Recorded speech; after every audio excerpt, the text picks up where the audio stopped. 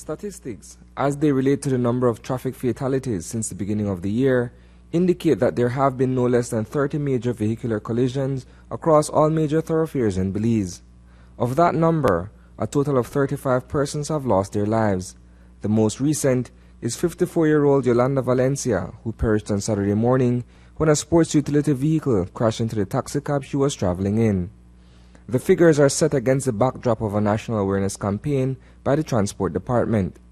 This morning, at the Best Western Belize Biltmore Plaza, stakeholders gathered for a road safety annual review. A little over a year ago, we launched the Road Safety Project under the Ministry of Economic Development, and so we are now doing the annual review. This is a two-day seminar to see all that has been accomplished and what more will be accomplished during the next 12 months. While the plan of action going forward is to reduce the staggering numbers of deaths resulting from road traffic accidents, CEO in the Ministry of Works and Transport, Errol Gentle, says that there has been a considerable decrease in RTAs when compared to 2013. We have had a reduction of 30% fatality along the demonstration corridor.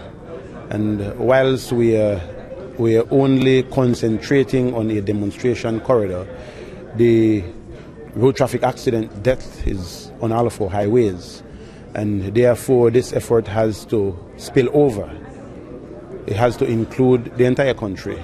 But right now, since it's a pilot project, we are looking only at the demonstration corridor being the area from Belize to Belmopan. And yes, since the beginning of this year, there has been an increase in fatalities. We were hoping that the figures for last year, for this year, that we would even have better results.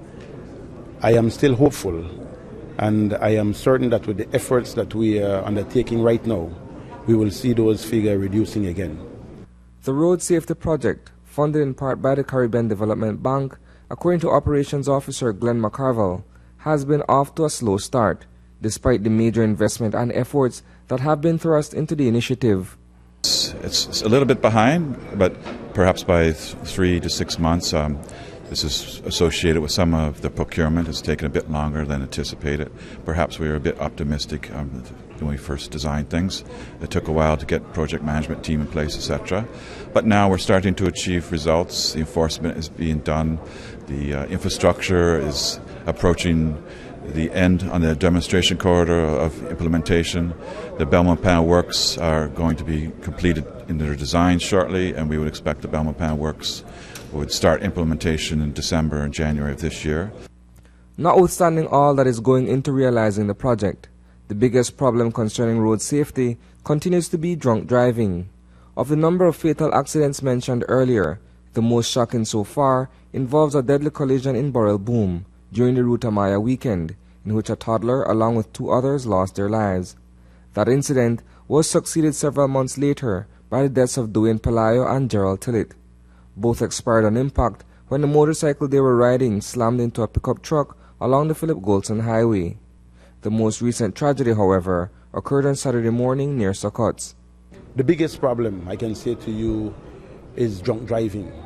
And that is the reason why the education component is so important. There has to be an attitudinal change with our drivers. If you're drunk, you can't get behind a wheel.